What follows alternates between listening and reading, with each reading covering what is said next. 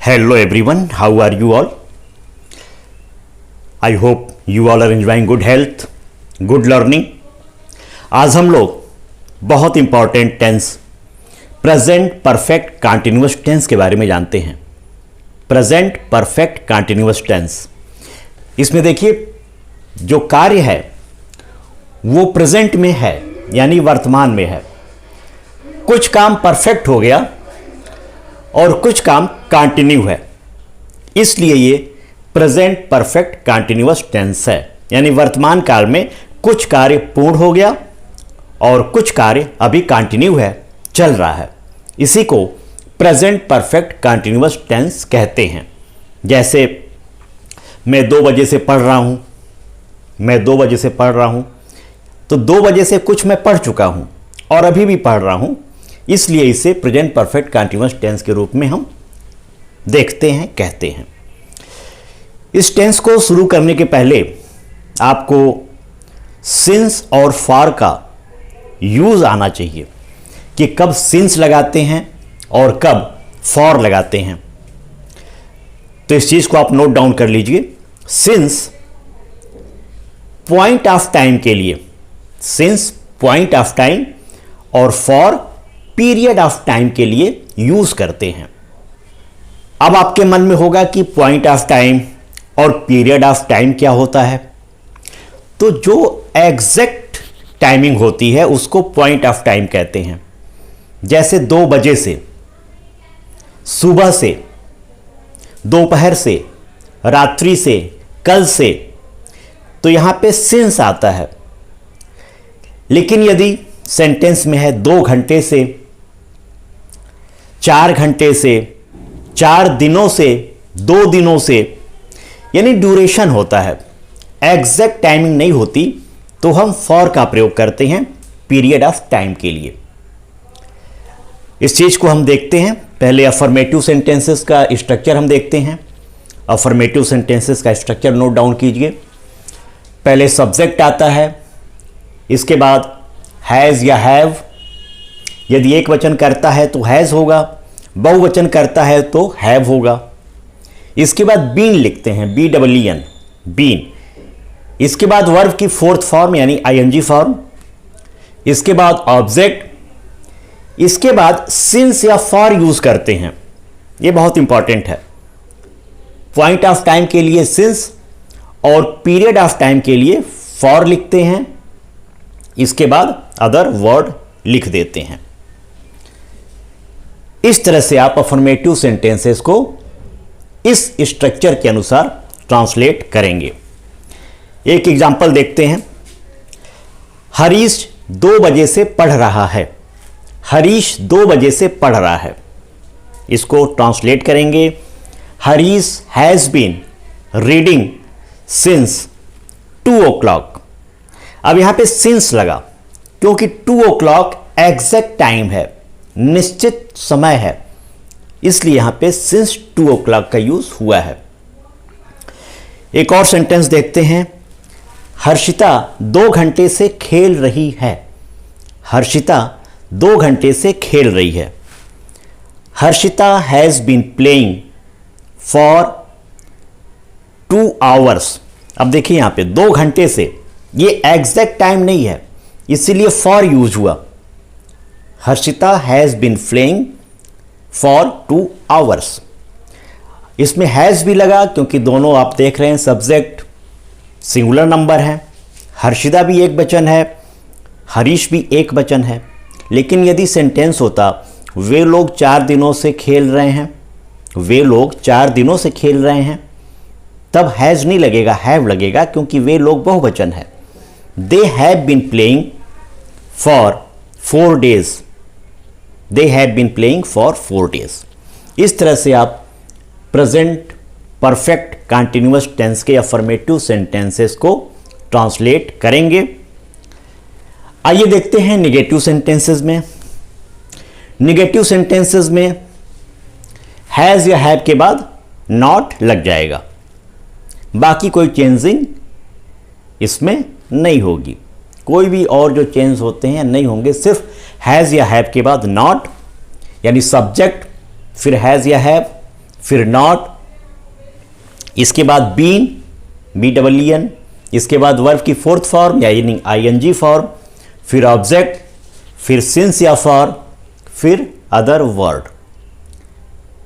जैसे हरीश 2 बजे से नहीं पढ़ रहा है, हरीश 2 बजे से नहीं पढ़ रहा है, तो ट्रांसलेशन होगा Harish has not been reading या स्टडिंग, आप जो लिखना चाहें।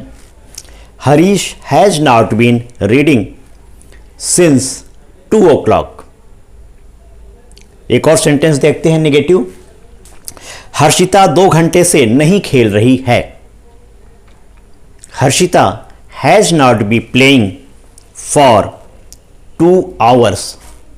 Harshita has not been playing for 2 hours। यदि बहुवचन करता है तो हैव लगाएंगे। वे लोग 2 बजे से नहीं खेल रहे हैं, they have not been playing since 2 o'clock। वे लोग 2 बजे से नहीं खेल रहे हैं, they have not been playing since 2 o'clock। चूंकि दे बहुवचन है इसलिए हैव लगेगा। आइए देखते हैं इंट्रोगेटिव सेंटेंसेस को, प्रश्नवाचक वाक्यों को। प्रश्नवाचक वाक्यों में सबसे पहले क्वेश्चन वर्ड लिखेंगे, इसके बाद हैज़ या हैव लिखेंगे। एक वचन करता है तो हैज़, बहुवचन करता है तो हैव। फिर सब्जेक्ट लिखेंगे, इसके बाद बीन लिखेंगे, इसके बाद वर्ब की फोर्थ फॉर्म यानी ING फॉर्म, इसके बाद ऑब्जेक्ट लिखेंगे, इसके बाद सिंस या फॉर लिखेंगे और लास्ट में अदर वर्ड लिख करके क्वेश्चन मार्क लगा देंगे। तो इस स्ट्रक्चर को, इंट्रोगेटिव सेंटेंस के स्ट्रक्चर को बहुत अच्छे से नोट डाउन कीजिए। एक सेंटेंस लेते हैं, हरीश 2 बजे से क्यों पढ़ रहा है। हरीश 2 बजे से क्यों पढ़ रहा है, इसका ट्रांसलेशन होगा why has Harish been reading since 2 o'clock। Why has Harish been reading since 2 o'clock। एक और सेंटेंस देखते हैं इंट्रोगेटिव का, हर्षिता 2 घंटे से कहाँ खेल रही है। हर्षिता 2 घंटे से कहाँ खेल रही है, तो कहाँ क्वेश्चन वर्ड बीच में आया है वेयर, तो वेयर पहले लिखेंगे। Where has Harshita been playing for 2 hours। Where has Harshita been playing for 2 hours और क्वेश्चन मार्क। लेकिन यदि सेंटेंस के स्टार्टिंग में क्या आता है तो उसकी इंग्लिश व्हाट नहीं लिखते, आपको पहले बताया गया था। तो यदि ये सेंटेंस होता, क्या हरीश 2 बजे से पढ़ रहा है, क्या हरीश 2 बजे से पढ़ रहा है, तो हैज़ या है पहले आ जाएगा। हरीश एक बच्चन है तो हैज़ लगेगा।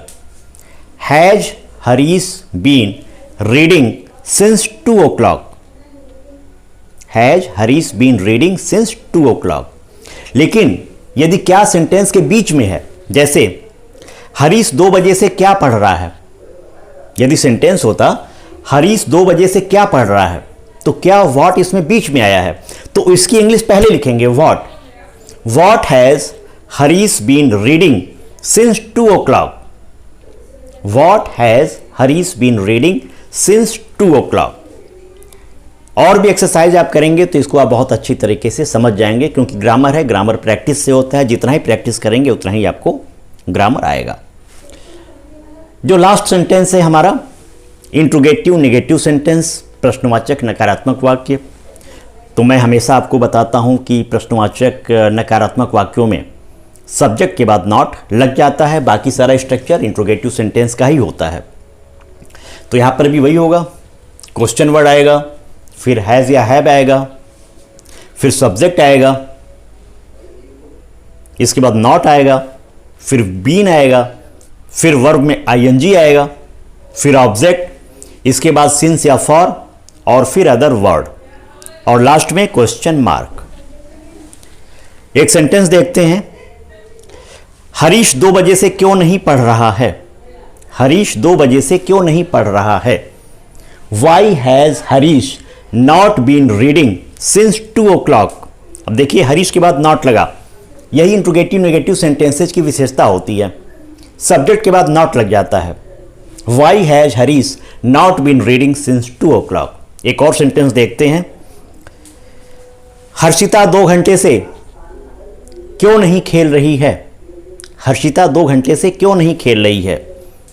Y has Harshita not been playing for 2 hours। तो 2 hours से इसलिए फॉर लगा, 2 बजे से था इसलिए सिंस लगा। सिंस पॉइंट ऑफ टाइम के लिए और फॉर पीरियड ऑफ टाइम के लिए यूज करते हैं। इस तरह से आप प्रेजेंट परफेक्ट कंटिन्यूअस के टेंसेस को बहुत अच्छी तरह से ट्रांसलेशन करेंगे। प्रेजेंट परफेक्ट कंटिन्यूअस टेंस कार्य प्रेजेंट में है, कुछ परफेक्ट हो गया, कुछ कंटिन्यू है, इसीलिए प्रेजेंट परफेक्ट कंटिन्यूअस टेंस का इंग्लिश ट्रांसलेशन में बहुत ही महत्वपूर्ण स्थान है। इस चीज को आपको बहुत अच्छी तरह से समझना है। यदि इसमें कोई प्रॉब्लम होती है एक्सरसाइजेस को करने में आपको, तो आप कमेंट करेंगे और उस कमेंट को जवाब देकर के मैं आपको सेटिस्फाई करूंगा कमेंट बॉक्स में। इसके अलावा ग्रामर की और भी बहुत सारे वीडियोस हैं, आप प्लेलिस्ट में जाके उन सारे वीडियोस को देख करके अपने एग्जाम्स की तैयारी और इंग्लिश स्पीकिंग कैसे करें इस चीज़ को बहुत विस्तार से आप समझ सकते हैं। Because practice makes a man perfect.